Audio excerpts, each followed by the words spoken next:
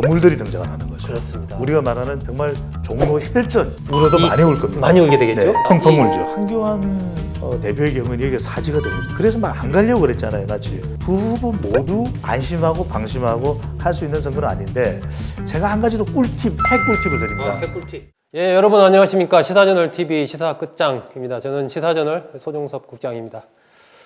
요즘에 뭐 여러 신종 코로나 바이러스 등 건강에 대한 문제가 많이 발생하고 있는데 우리 구독자 여러분 건강에 좀 각별히 유의하셨으면 하는 바람입니다. 이제 보니까 지난 주말 보니까 뭐 이제 봄이 오고 있는 그런 느낌을 저는 받았습니다.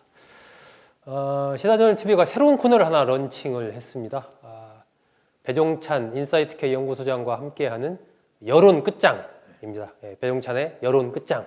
이걸 이제 새로 시작을 했고 오늘이 첫 번째 순서입니다. 첫 번째 순서는 역시 이번 총선의 최고의 격전지로 꼽히는 서울의 종로를 한번 배 소장과 함께 정밀하게 분석해보는 그런 시간을 갖겠습니다. 배종찬 소장님 반갑습니다. 안녕하십니까? 멋진 분석 기대합니다. 모든 분석과 판단을 이 끝장에서 다 끝장낼 수 있도록 최선을 다하겠습니다. 멋있습니다. 예, 종로는 뭐 종로가 있는 거리다. 지금 보신각을 말하는 거죠. 보신각이 있는 거리다라고 해서 이름이 종로라고 붙었는데 인구가 현재 뭐 한 15만 명 정도 이렇게 됩니다. 지금 자유한국당의 황교안 대표 그리고 이낙연 전 국무총리가 후보로 나서면서 그야말로 총선 제1의 격전지로 불이 붙고 있습니다. 종로 하면 정치 1번지 뭐 이렇게 얘기하는데 배 소장님이 저 종로가 정치 1번지인 이유가 뭡니까? 여기는 정말 대한민국 정치의 상징 그러면 어디입니까? 네, 바로 청와대거든요. 청와대. 또 박정희 대통령 때까지 그 직전까지 경무대 아니겠습니까? 그렇습니다. 바로 여기가 종로에 있습니다. 네, 1번지, 그렇죠. 대한민국의 1번지. 그만큼 이 종로의 선거가 상징성이 너무 큰 거죠. 네. 단순히 하나의 지역구가 아니라 대한민국의 정치판을 다 결정짓는 상징하는 바로 그런 곳이기도 하고요. 여기가 얼마나 중요하냐. 대한민국을 사실 상징하는 곳이기도 합니다. 대한민국을 상징하는 곳은 어디입니까? 서울이거든요. 그렇죠. 서울에서도 종로, 광화문. 이용 아시죠? 이용, 가수 이용. 종로에 사과나무를 종로입니다. 그리고 이 서른도시의 노래도 보면 종로로 갈까요? 얼치로로 갈까요? 종로가 처음입니다. 먼저 나오죠? 나침반. 모든 지역을 갈 때에 바로 시작이 어디냐? 바로 종로거든요. 그렇습니다. 그렇게 중요합니다. 그리고 종로, 배종찬. 저도 소종섭이네요. 그러니까요. 이거 뭐가 통하는데요? 그만할까요, 우리?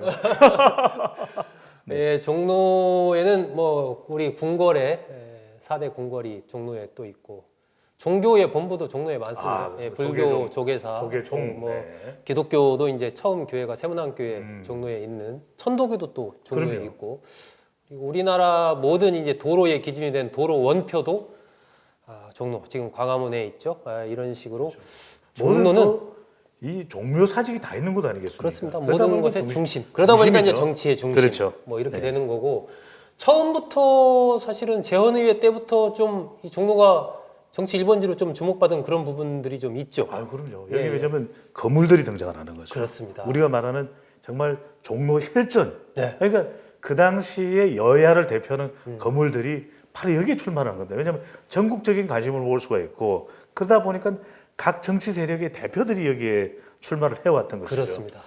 48년 재헌의회 때부터 시작이 됐는데 그 당시에는 종로가 갑을 이렇게 두 개 나누어져 있었습니다. 갑에는 이윤영 의원이 출마해서 당선이 됐는데 초대 이승만 대통령이 국무총리로 지명됐다가 한민당에서 반대하면서 낙마했죠. 의뢰는 이제 우리가 아는 장면입니다. 장면 총리가 당선이 됐었고 그리고 나서 2대 때는 이제 박순천 의원 유명하죠. 박순천은 지금 뭐 순천 국회의원이냐? 아닙니다. 그렇죠. 유명한 우리 정치 1세대 여성 정치인이거든요. 그렇죠. 박순천. 바로 이분이 항상 한복을 입고 다니셨어요. 그러면서 남자들마저도 기가 끄길 어때 그따위 정치를 해? 이렇게 했던 분이 바로 박순천 여사죠. 대단했습니다. 이름은 순천이지만 고향은 저 경상도 부산 분이었죠. 그렇죠. 지역구에서 5선을 한 의원입니다. 그리고 최초로 여야 영수회담을 했던 야당 대표를 맡아서 그런 인물로 기록이 되고 5선 하면 아마 지금 저는 개인적으로 추미애 법무장관이 참 그런 면에서는 아쉽던데 만약에 지역구에서 한 번 더 했으면 그럼요. 지역구 6선으로 정치사에 딱 기록이 되거든요. 기록이 될 수 있었을 지금 텐데. 보면 지역구 5선이 박근혜 전 대통령, 또 네. 민주당의 이미경 전 의원, 네. 추미애 현 장관, 네. 그리고 이제 박순천 뭐 이렇게 심재철은 기록이 안 됩니다. 들어가나요?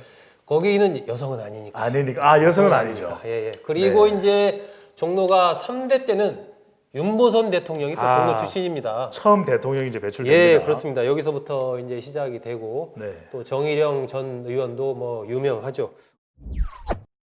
이 역사적으로 종로가 쭉 정치 1번지로 지금까지 흘러왔는데 아마 우리 이 시청자님들께서 기억하고 계신 종로가 정치 1번지로 확 부상한 것은 96년 그렇죠. 이명박 전 대통령과 노무현 전 대통령이 맞붙었을 때 그때부터일 것 같아요. 그때 엄청났죠. 내가 대통령이다. 다스타.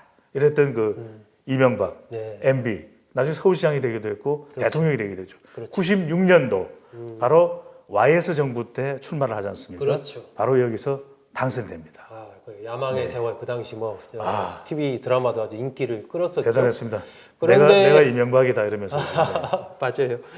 그 96년에 그렇게 당선이 됐는데 어쨌든 부정 선거 의혹에 휩쓸리면서 의원직을 잃게 되고 네. 그리고 나서 이제 보궐선거를 통해서 당선된 게 이제 노무현 전 대통령이죠. 네. 예, 그렇게 치면은 윤보선 전 대통령, 이명박 전 대통령, 노무현 전 대통령 세 명의 대통령과 장면 전 부총리까지 그렇죠. 이렇게 배출한 곳이 종로이기 때문에 종로에서 당선하면 이거 뭐 상당히 이 차기 이 대권과 관련해서 유리한 고지를 점령한다. 이런 인식이 이제 대권의 관문. 그렇죠. 많이 네. 돼 있죠. 2012년에 사실 그 전에는 주로 이제 보수 계열 쪽에서 계속 그렇죠. 당선이 되다가 2012년에 왜 정세균 맞습니다. 의원이 전북 의 무진장에서 딱 출사표를 네. 종로로 던지지 않습니까? 그렇습니다. 이 무진장에서의 든든한 지역구를 가지고 있었는데 종로에 출사표를 던집니다. 네. 그래서 그때는 누구와 맞붙었느냐? 홍사덕이었잖아요. 홍사덕. 그래서 되겠느냐? 홍사덕도 정말 노련한 정치인이거든요. 그리고 그렇죠. 이때가 2012년 바로 대선을 앞두고 있었기 때문에 친박의 대표적 의원으로 꼽히는 홍사덕을 넘을 수 있겠느냐? 그런데 아주 큰 표 차이는 아니었지만 그래도 이겼습니다. 그렇습니다. 그래서 그때 나왔던 얘기가 뚝심의 정세균 모든 것을 요즘에 세균 이야기 좀 그리고 나서 2016년에 정세균 의원이 이제 오세훈 전 의원과 맞붙죠. 사실은 그때 이렇게 여론조사 나오는 것도 그렇고 정세균 의원이 조금 불리한 것 아니냐 뭐 이런 평가가 있었는데 막상 결과를 보니까 그렇죠. 정세균 의원이 오세훈 전 의원을 그때 꺾었죠. 그렇습니다. 네. 그만큼 지혜골 정말 단단하게 다진 이유도 있었고 샅샅이 붙은 거죠. 우리가 뭐 본격적인 분석은 이따가도 하겠습니다만 흥미로운 사실은 현직 대통령이 잘 나갈 때 96년 이후에는 그 당의 후보들이 당선됩니다. 보면은 98년도 보궐 이때는 누굽니까? DJ 김대중 대통령 때 노무현 후보가 당선이 되거든요. 보궐선거에서 96년은 그래도 YS 정부에서 MB가 당선됩니다. 그런데 2012년은 왜 그러냐? 정권 후반기죠. 그러니까 상당히 허물어져 갈 때 지역적으로는 이때 정세균 후보가 홍사덕을 이기고 당선되는데 2016년은 어땠냐? 이 여당이 상당히 무너졌지 않습니까? 네, 그러다 그렇죠. 보니까 이 지역에서의 당선될 만한 또 이 기반을 만들었는데 이때 중요한 게 보면 종로가 확 바뀌어요. 우리 신세대 분들도 많이 들어와서 좀 구독을 꼭 해주셨으면 좋겠는데 그만큼 여론 것장은 재밌습니다. 근데 보면 과거에는 우리가 피막골 아시지 않습니까? 또 이 탑골공원, 네. 탑골공원. 그래서 보면 좀 고령층 인구예요. 그래서 보수 성향이 상당히 강했는데 재개발이 이루어집니다. 근데 이 재개발의 첫 단추를 끼웠던 인물이 누구냐? MB입니다. 그러니까 사실은 이명박 대통령의 뉴타운이 여기에 본격적으로 되면서 사실상 유권자 지형이 바뀌어버린 거죠. 그러면서 정세균 후보, 정세균 현 국회의장 역임하고 국무총리죠, 현재는. 이 어부질이 반사이익을 얻었던 것이죠. 그러니까 지금 보면 창신동이 그때만 해도 산골짜기 판자촌이었어요. 근데 지금 가보면 고층 아파트 다 바뀌었습니다. 그렇죠. 네. 많이 바뀌었죠. 숭인동도 마찬가지고요. 근데 뭐 평창동이나 이런 데는 별 변화가 없거든요. 아마 우리 편집국장님도 그 피막골에서 다른 동료 기자분들하고 생각납니다. 이게. 야, 기사를 제대로 써야지 우리가 말이야 이랬던 바로 그 시절의 피막골이 아니라 지금은 완전히 바뀐 거죠. 젊은 2030 세대 인구가 그만큼 많아지다 보니까 민주당 후보가 상당히 유리해진 것만도 사실입니다. 2016년에 정세균 의원이 어쨌든 오세훈 전 의원, 오세훈 전 시장을 꺾으면서 정세균 의원은 그야말로 이 순풍에 돛을 달게 됩니다. 국회의장 됐죠. 네. 지금은 이제 국무총리를 또 하고 또 있습니다. 만약에 그때 역사를 만들었죠. 오세훈 전 의원한테 정세균 의원이 졌으면 아이고 완전히 정치적인 운명이 바뀌는 거죠. 이제 무진장 기분이 나쁘죠. 야, 그렇습니다. 본인의 전 지역구였던 무진장, 그렇습니다. 무진장 기분이 무진장 나쁘죠. 생각이 나겠죠. 네. 이 어쨌든 종로라는 곳이 그렇게 한 유력 정치인을 순풍에 돛을 달듯이 띄우기도 그래요. 하고 또 들었다 하루아침에 또 들었다 놨다. 급전직하 떨어지기도 하게 네. 하는 그러한 무서운 곳이고 상징성이 큰 곳입니다. 자, 이제 이번 얘기 좀 해볼까요? 네. 4월 15일 총선에 지금 민주당에서는 이낙연 전 국무총리가 진작에 지금 예비후보 등록을 하고 열심히 뛰고 있고 황교안 자유한국당 대표가 그동안에 종로에 출마한다 안 한다 뭐 지역구를 출마한다 안 한다 말이 많다가 이제 종로에 출마하는 걸로 뒤늦게 결정을 내렸죠. 예, 결정을 내리면서 어쨌든 이낙연, 황교안, 이낙연 이 두 사람 매 치열한 이 접전이 치열한 경쟁이 펼쳐지게 됐고 아마 4월 15일 날 두 남자 중에 한 명은 울게 되겠죠. 네. 자, 울어도 이- 많이 울 겁니다. 많이 울게 되겠죠. 네. 자, 펑펑 이 울죠. 배 소장님, 이 네. 종로라는 지역의 특성, 음. 요 부분을 아까도 조금 말씀하셨는데 지금 상황에서 대략 한번 정리하면 어떻게 볼 수 있을까요? 그렇습니다. 이 지역이 과거에는 상당히 보수 성향이 강했습니다. 네. 그리고 연령대도 유권자의 연령대가 높은 편이었거든요. 그러다 보니까 주로 보수 성향의 후보들이 대거 당선이 네, 많이 됐던 당선이 것이죠. 됐죠. 네. 그만큼 이 지역 자체가 보수 지역이었다. 그런데 정확하게는 한 2007년경부터 서서히 변하기 시작합니다. 예. 그러니까 이 지역이 변하게 된 결정적 원인 중에 하나, 결정의 모든 원인은 아니지만 바로 이 지역이 변하는 겁니다. 자, 싹 밀어버리고 이게 원주민이었던 연령대가 높고 반공 보수 성향이 강한 또 탈북민들이 많았거든요. 네. 그 피막골에서 고향을 그리워하면서 어머님 하던 그분들이 네. 이제는 나갈 수밖에 없었던 것입니다. 개발 때문에. 네. 그러면서 대거 2030 세대가 이쪽에 들어오고 이쪽에 또 직장이 많거든요. 네. 그러다 보니까 세대들이 확 바뀌면서 2008년, 2010년부터 서서히 변합니다. 이때 보면요. 기억나실 텐데 오세훈 시장이 완전히 곤혹을 치렀습니다. 상당히 격차를 내고서 재선이 될 줄 알았는데 이때 한명수 후보가 완전히 바짝 쫓아온 거예요. 네. 기억나실 겁니다. 네, 서울시장 선거 때. 그렇죠. 예. 몇 퍼센트 차이가 0.몇 퍼센트 일 정도로 네. 박빙의 승부를 벌였던 이유 중에 하나가 이때부터 벌써 종로의 지형 자체는 바뀌어가고 있었던 거예요. 그런데 네. 불과 2010년 지방선거 이때도 종로구청장이 이제는 뒤집어지기도 하고 그 전까지만 해도 종로구청장은 마치 보수 후보에 따놓은 당상이었거든요. 네. 그런데 이 지역의 성향이 바뀌면서 특히 이제 창신동, 숭인동 이 일대가 인구가 많습니다. 네. 거의 뭐 3분의 1, 거의 절반에 가까운 정도인데 오히려 우리가 이름 알고 있는 것은 뭐 평창동 인구 늘어나겠습니까? 안 늘어나죠. 그렇죠. 그러다 보니까 이쪽에서의 보수 성향의 후보들이 독식했던 것이 거의 차이가 나지 않았다라는 것이죠. 박빙 상황으로 그렇죠. 왔다. 그런데 2012년 짜자자잔 드디어 이제 정세균 후보와 홍사덕 후보의 대결. 네. 이때 많은 이들은 이랬습니다. 그래 홍사덕이 뭐 보수니까 이기겠지. 그랬는데 아니었던 거죠. 왜? 대선까지 앞두고 있었지만 이쪽의 지형은 이미 판이 바뀌고 있었던 것이죠. 이미 기득권에 대한 불만, 보수에 대한 불만 이 자체가 바로 정세균 후보를 당시에 선택하게 만들었는데 2016년에도 마찬가지거든요. 네. 이 지형은 더 급속도로 젊은 세대의 인구가 유입되면서 창신동 1, 2, 3, 4동까지 있죠. 숭인동 1, 2동 여기서 사실상 결정을 냈다고 해도 과언은 아닌 거죠. 그런데 이쪽 지형 중에서 또 중요한 것은 이쪽의 젊은 세대들 특히 30대, 40대 인구가 많아졌는데 이들이 대체적으로 어떤 성향?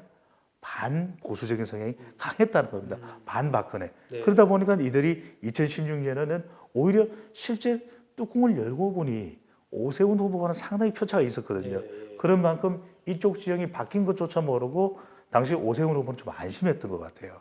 그래서 다른 지역구에 가서 뭐 선거를 도와주니 어쩌니 그러지 말았어야 된다는 이야기가 후일담으로 나올 정도였는데 그 지형 자체가 이번 총선 바로 올해까지도 아직 바뀌지가 않은 것이죠. 그런데 정말 종로가 1번지라는 게 역대 이런 선거는 없었다. 대선인가 총선인가. 네. 이제 사실상 대선이거든요. 왜냐하면 차기 대선 후보 여야 각 1위, 통틀어서 1, 2위. 그렇죠. 아니 이런 총선이 어디 있습니까? 그러니까 이번 선거를 통해서 아예 저 사람이 대통령이네 마치 예선을 치르는 것처럼 그런 선거가 지금 이 종로에서 펼쳐지게 된 것입니다. 좀 보는 분들은 뭐 재밌습니다. 일단 손에 뭐 땀을 여야의 지지도 1위를 달리고 있는 인물들 전체적인 잠룡들 중에서 차기 대선과 관련해서 1, 2위를 다투고 있는 1, 2위를 기록한 후보들이 지금 종로에 둘 다 출사표를 던져서 경쟁을 하고 있으니까 과연 누가 이길까? 승부는 어떻게 될까? 네. 관심이 많을 수밖에 없습니다. 지금 이낙연, 황교안 그 두 분에 대해서 한번 이 종로의 현재의 어떤 흐름, 여론 흐름 이런 것과 결부지어서 이 두 분을 좀 이렇게 평가를 한다면 어떻게 할 수 있을까요? 뭐 여론조사 결과가 나왔으니까 그걸 예. 여론조사 결과대로 일단은 한번 보죠. 진단을 해드릴 필요가 있겠는데 네. 뉴스토마토가 한국사회여론연구소에 지난 2월 7일부터 8일 실시한 조사인데 이 조사 결과를 보면 황교안 그 다음에 이낙연, 황교안 가상 대결에서 이낙연 전 총리가 54.7%, 황교안 대표가 34%로 나타났습니다. 그런데 이 결과가 중도층에서도 틀리지가 않았고 다르지가 않았고 그리고 거의 모든 선거구에서도 뭐 두 개의 선거구로 나누고 있습니다만은 여기서도 더 이낙연 총리가 우세한 걸로 전 총리가 우세한 걸로 나타났거든요. 그러니까 이건 아직까지는 뭐 얼마든지 변할 수 있는 결과이고 판세이기는 합니다. 왜냐하면 선거일이 가까워질수록 어떤 변수가 있을지 모르기 때문에. 하지만 이 초반 아직까지 본격화되기 전에 아직 초반에 이 예열되고 있는 상태의 상황을 보면 황교안 전 총리가 우세한 그런 판세를 우리가 읽을 수는 있습니다. 이 이낙연 전 국무총리 민주당 후보인데 이낙연 전 국무총리 어떤 약간의 중도 성향으로 비친다고 그럴까? 그러면서 국무총리를 할 때 굉장히 그 안정감 있는 그런 것을 선보이고 또 말도 이렇게 굉장히 점잖으면서 촌철살인으로 해서 그런 부분들이 아마 이 민주당 지지층에 더해서 일정하게 이제 중도층까지도 좀 호감을 갖고 있는 뭐 이런 부분들이 좀 영향을 미쳤다라고 볼 수도 있지 않나요? 결정적으로는 우리가 사지와 흠지를 구분할 때 이게 사지와 흠지라는 것은 뭐냐면 세 가지가 나쁠 때 사지가 되는 겁니다. 그런데 반대로 세 가지가 좋으면 이것만큼 좋은 데가 없죠. 이렇게 말하면 금지가 되는 거죠. 금지, 골든 플레이스 이렇게 되는 건데 지금 보면 이낙연 총리의 경우에는 이 지역에서 대통령 지지율도 괜찮은 편이에요. 종로가 민주당 성향이 강하기 때문에 정당 지지율도 높겠죠. 근데 본인은 누굽니까? 차기 대선 후보예요. 1위. 그러니까 세 가지가 묶여져서 이낙연 전 총리의 경쟁력이 제일 뿜뿜하고 있는 그런 상황이 되는 것이죠. 그러니까 여기에는 누구든 와라. 마치 이낙연 전 총리가 한 인터뷰에서 그렇죠. 마치 제가 본인 스스로의 표현이 이랬어요. 정말 겸허하게 누가 오든지 간에 최선을 다합니다 그랬지만 제가 그 표정을 보니까 약간 표정이 이랬어요. 들어와 다 들어와. 내가 이길 수 있어. 이런 자신만만함이 묻어나 있었는데 반대로 황교안 대표의 경우에는 여기가 사지가 되는 거죠. 대통령 지지율도 높죠. 후보 경쟁력도 대선 후보 1위를 달리고 있죠. 그리고 정당 지지율도 이쪽이 더 높죠. 말 그대로 힘든 지역인 줄 알면서도 이제는 갈 수밖에 없는 숙명이 된 것인데 그래서 막 안 가려고 그랬잖아요. 마치 누가 막 공천 관리위원회에서 이야기가 나오니까 결정이 안 됐다. 그래서 당에서 대표의 출마 장소는 출마 지역은 신중하게 결정돼야 된다. 그랬는데 마지막에 본인이 여기는 올라탈 수밖에 없었던 것. 왜냐하면 이걸 본인이 선택하지 않으면 잡지 않으면 다른 전체의 공천 구도가 무너질 수밖에 없었지 않습니까? 그렇기 때문에 황교안 대표로서는 방법 중에 하나는 어떻게 하면 이 지역에서 본인이 돌파구를 찾을 수 있을까? 이낙연 전 총리를 꺾을 수 있는 비법을 본인 스스로가 만들어낼 수 있을까? 이게 가장 중요한 관건이 되겠죠. 그렇습니다. 이 황교안 대표로서는 어쨌든 주도권을 잡고 선제적으로 종로 출마를 결정하면서 분위기를 확 잡아간 그런 형국이 아니고 이게 어떻게 보면 계속 결정을 미루다가 몰리는 듯한 그런 상황에서 결정을 하는 모양새가 그렇게 되다 보니까 이 초반 기세전에서 약간 밀린 것 아니냐 뭐 이런 평가를 할 수밖에 없는 상황이 아닌가 싶고 또 최근에 이슈 중에 조계사가 그렇죠. 종로 안에 있지 않습니까? 또 이제 황교안 대표와 네네. 최근에 이제 불교계와 이러저러한 안 좋은 부분들이 있었던 이런 것들도 상당히 황 대표로서는 좀 신경이 쓸 것 같아요. 그랬죠. 그걸 이 배 소장에게 보내줬다면 저는 뭐 정말 맛있게 먹고 감사했을 텐데. 육포. 그럼요. 근데 뭐 없어서 못 먹거든요. 네. 근데 그걸 굳이 그쪽으로 보낼 필요가 있었겠느냐. 시사전에서 육포를 하나 보내드려야 되는 것 같다는 생각이 번뜩 듭니다. 안 보냈나요 지금? 네.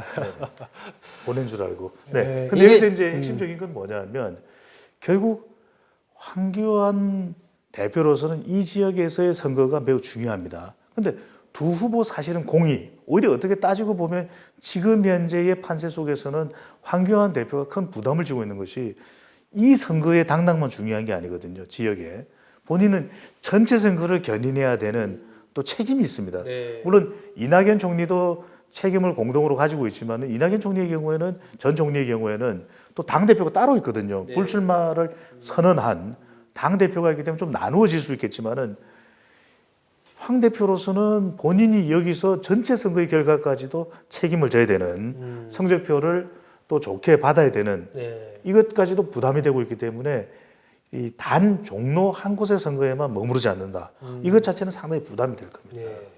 종로는 이게 종로 토박이 분들도 꽤 됩니다. 그래서 뭐 일반적인 도시 분위기와 우리가 생각하는 그 토박이 분위기가 혼재되어 있는 그런 지역이기 때문에 어느 날 갑자기 해서 표를 확 얻기는 좀 네. 쉽지 않은 그런 상황이기 때문에 그동안에 민주당 쪽에서 정세균 의원이 쭉 닦아왔던 기반이 있는 반면 자유한국당 그런 부분이 상대적으로 조금 약한 부분이 있어서 황교안 대표로서는 굉장히 힘든 싸움을 벌일 것이다라는 게 아마 대체적인 평가인 것 같고 아마 그것이 아까 배 소장이 설명한 초반에 여론조사 결과로 나오지 않았나 싶은데 그럼에도 네. 이게 지금 초반이기 때문에 그렇죠. 앞으로 어떻게 될지 모릅니다. 그래서 모릅니다.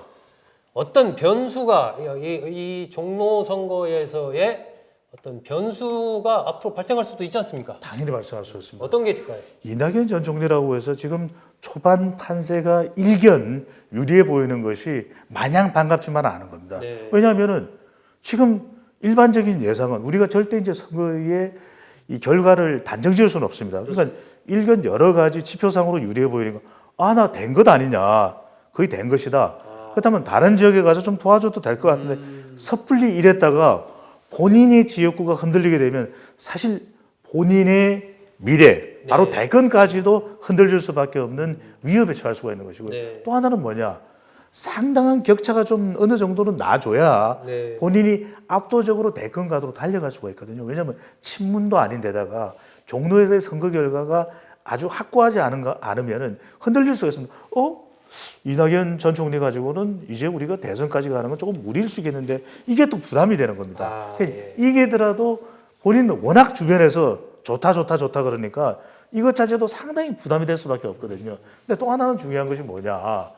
이번 선거가 우리가 구도와 또 바람 이야기를 안 할 수가 없습니다. 예. 이게 편집국장께서도 사실 이때 우리 선거가 다 예상대로 되지 않았던 걸 많이 예. 보셨지 않습니까? 예. 그러면 이번 선거의 경우에도 사실 연세를 쥐고 있는 인물은 변수는 대통령이거든요. 네. 지금 신종 코로나 바이러스와 관련된 부분도 있죠. 또 검찰 수사와 관련된 부분도 그렇죠. 청와대 아주 예민합니다. 네. 그런데 이낙연 전 총리는 속수무책이 될 수도 있는 것은 자칫 이 선거가 대통령을 기준으로 한 선거가 돼버릴 수 있는 거예요. 네. 친문이냐 반문이냐. 네. 이렇게 되면 본인은 속절없이 당할 수밖에 없는 것이거든요. 저는 이건 상당한 위험 요인이 될 수 있는 것으로 보이고 반면에 황교안 총리는 그렇습니다. 저는 본인이 그래도 나갈 수밖에 없다. 예, 황교안 떠밀리긴 대표는, 했지만 네. 그랬다면은 적어도 나중에 자기가 해야 될 희생 또 본인이 책임져야 될 것에 대해서 지역에 나가는 것에 대해서 본인 스스로 어느 정도 면피되는 것 아니냐. 이것도 공천관리위원회에서 결정이 된 것이거든요. 네. 그리고 한편으로는 우리 국민들은 약간 또 언더독 이펙트도 있습니다. 그러니까 일단 총선에서 큰 표차로만 지지 않으면 네. 여전히 기대가 실릴 수도 있고 왜 워낙 안 된다고 했었으니까 네. 그러면은 본인이 선전하더라도 저도 남는 선거가 되고 대권까지 가는데 교두보를 만들 수도 있는 부분이거든요. 그리고 전체 선거 결과가 결코 나쁘지 않다면 이것 또한 지역에서의 어떤 결과가 나오도 이기면 이기는 대로 지면 지는 대로 어느 정도 보상을 받을 수 있지 않느냐. 네. 이런 점에서 두 후보 모두 이게 섣불리 안심하고 방심하고 할 수 있는 선거는 아닌데 제가 한 가지로 핵 꿀팁을 드립니다. 핵꿀팁 뭡니까? 이 종로 선거를 보실 때는요. 절대적으로는 지지율 수치를 보시면 됩니다. 지지율 수치를 보시면 됩니다. 수치를 봐라. 대통령의 지지율이 야간에 3월, 4월 이 선거일이 가까워져서 점점 내려가는 추세가 되면 이거 모를 일이죠. 왜냐하면 이 종로 선거만큼은 사실상의 전국 선거가 되기 때문에 네. 문재인 대통령이 당락을 결정한다. 예. 저는 그렇게 보고 있습니다. 아. 왜냐하면 이낙연 전 총리도 현 정부에 대한 평가에서 자유롭지 못하거든요. 그러면 이낙연 전 총리를 보고서 투표를 하는 것이 아니라 야 우리 문재인 대통령을 기준으로 해서 좋게 평가하는 사람은 좋게 평가하는 대로 네. 또 부정적으로 보는 사람들은 부정적으로 보는 대로 투표소로 달려갈 것이기 때문에 여기서 상당히 많은 것이 좌우될 수 있는데 또 하나 최근에 20대 표심도 어디로 갈지 잘 모르거든요. 네. 워낙 또 만 18세의 숫자 많지는 않습니다. 이 지역에서. 하지만 이것도 우리가 아주 초박빙이 된다면 좀 염두에 둘 필요가 있다. 결과적으로 가장 중요한 것은 이기는 것도 지는 것도 문재인 대통령의 지지율에 달려있는 것으로 보입니다.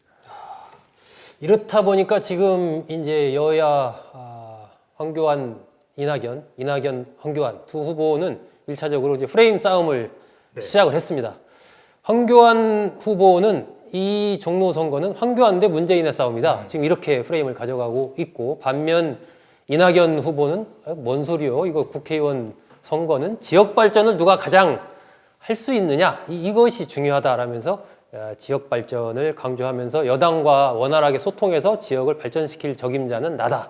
이렇게 지금 가고 있습니다. 두 후보의 프레임 싸움도 치열한데 배종찬 소장이 종로 전반적인 상황 또 여론조사 상황까지 잘 분석해 드렸습니다. 아직은 초반이기 때문에 앞으로 아마 우리가 선거전 와중에 또 이 종로에 대해서 또 얘기할 기회가 있지 않을까 이렇게 좀 예상이 되는데 한 가지 팁만 좀 더 드리고 싶은데 보면은 이 두 후보의 선거 전략도 좀 잘 보실 필요가 있는데 캠페인 전략도 시종일관 이낙연 전 총리는 안정감이거든요. 네. 그러니까 말씀하셨던 대로 뭐 아주 이 목소리의 톤도 높지 않게 그래서 안정적으로 네, 제가 이낙연입니다. 이런 식이거든요. 그런데 여기에 반해서 황교안 대표의 공격 대상은 대통령이거든요. 이낙연 전 총리. 그러면 이때 나오는 감성과 감정 이런 거 본인은 감정 처리를 잘한다고 이 색소폰 아니면 이것 자체의 싸움이 되지 않을까. 한 사람은 굉장히 이성적인 안정, 또 한 사람은 감성과 감정이 뒤섞인 일종의 색소폰. 요거의 대결구도를 한번 볼 필요가 있겠습니다. 하여튼 종로 선거는 참 재밌습니다. 이것이 뭐 두 사람의 승패도 달렸지만 그 이후에 이 대권에서의 경쟁 문제 또 여야의 관계까지 여러 가지 영향을 미칠 것이기 때문에 두 남자 중에 누가 4월 15일 날 과연 웃게 되고 또 누가 울게 될지 잘 한번 우리 시청자들과 함께 지켜보겠습니다. 감사합니다.